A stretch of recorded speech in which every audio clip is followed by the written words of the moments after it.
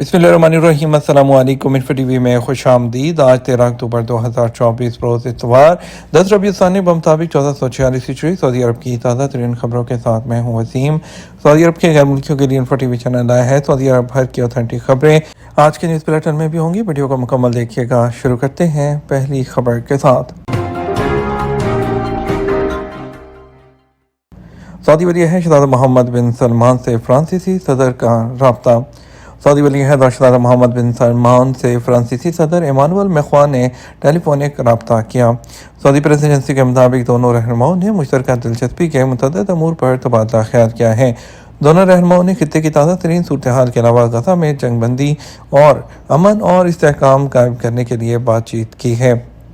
महाल अबा शाहराह पर ट्रैफिक हादसा, बाप और 3 बेटियां हलाक, 2 शदीद जख्मी।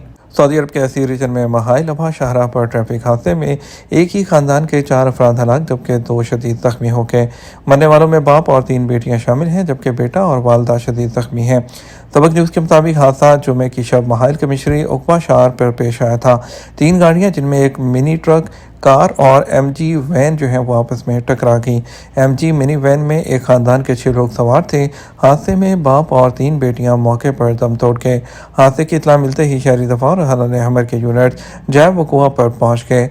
जख्मियों को तिब्बी इमदाद जो है फ्राहम की गई, उन्हें हॉस्पिटल रवाना किया गया जबकि मरने वालों की लाशों को सदखाने में मुंतकिल कर दिया गया। जिस सड़क पर हादसा पेश आया था उस मुकाम के बारे में लोगों का कहना था कि ये सड़क वन वे होने की वजह से इंतहाई ख़तरनाक है जबकि ट्रैफिक ज़्यादा होती है जिसकी वजह से यहाँ आने वाले दिनों में कोई ना कोई हादसा होता रहता है। क्या आर्जी वर्क वीज़े पर सऊदी अरब आने वाले हज कर सकेंगे? सऊदी वज़ारत अफरादी क़ुव्वत ने कहा है कि हज और उम्रे के लिए आर्जी वर्क वीज़े जारी कराने के लिए इदारे का फ़ाल होना ज़रूरी है। अगर ये साबित हो जाए कि जिस इदारे की कमर्शियल रजिस्ट्रेशन या लाइसेंस पर आर्जी वीज़े जारी कराए गए वो फर्जी या जाली हों, तो ये साबित हो जाए कि सीज़न के दौरान इदारे को बंद कर दिया गया, इस सूरत में 15,000 रियाल का जुर्माना आयद किया जाएगा। अखबार 24 के मुताबिक सीजनल वीज़ों और कारकुनों के हवाले से ज़मीनी हकीकत को जानने के लिए मुख्तलिफ वजारतों पर मुश्तमिल निगरान टीम तश्कील दी जाएगी जो हज उम्रा सीज़न में उन इदारों का जायज़ा लेंगे जिन्हें आर्जी वीज़े जारी किया गया होंगे।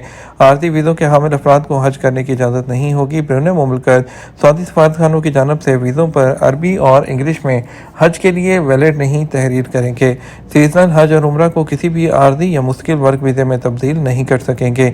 वज़ारत हज और उम्रा की जानब से ऐसे सीजनल वीज़े जिन्हें इस्तेमाल नहीं किया गया होगा उन्हें यकम ज़िलहज्जा को कैंसिल कर दिया जाएगा।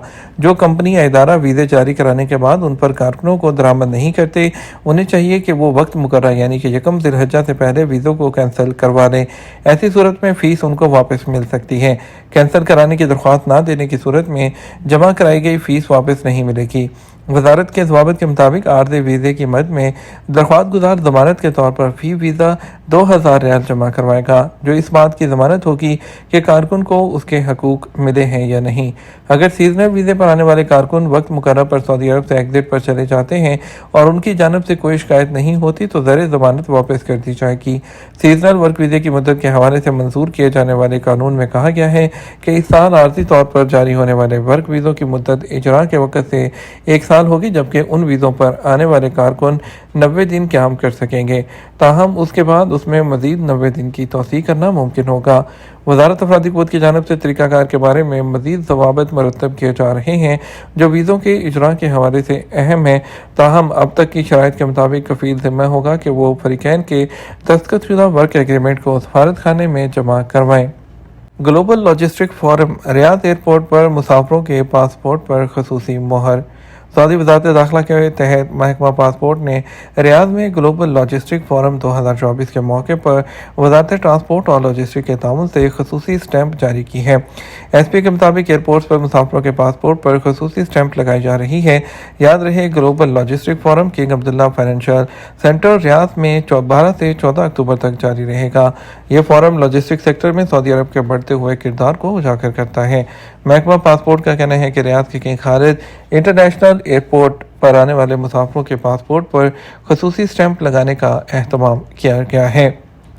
नुसक एप्लीकेशन को बेहतर बनाया जाएगा।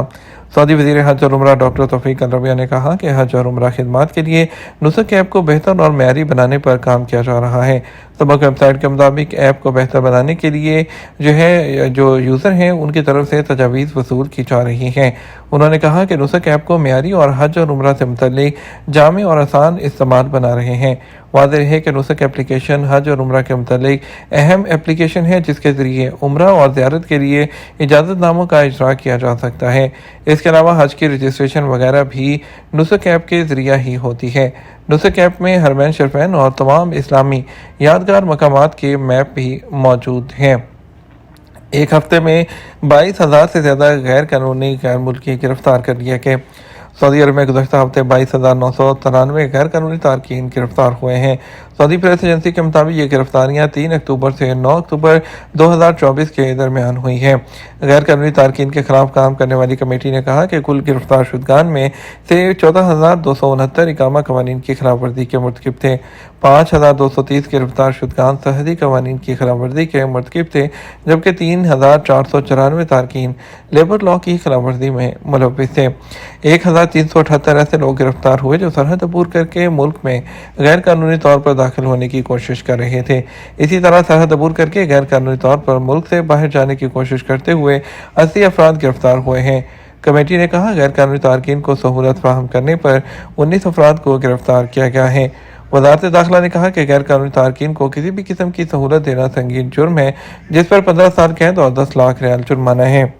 مشترکہ مشقوں میں شرکت کے لیے سعودی رائل ایئر فورس کے جوان پاکستان پہنچ گئے۔ سعودی رائل ایئر فورس کے جوان سندھ شیلڈ 2024 مشقوں میں شرکت کے لیے پاکستان پہنچے ہیں۔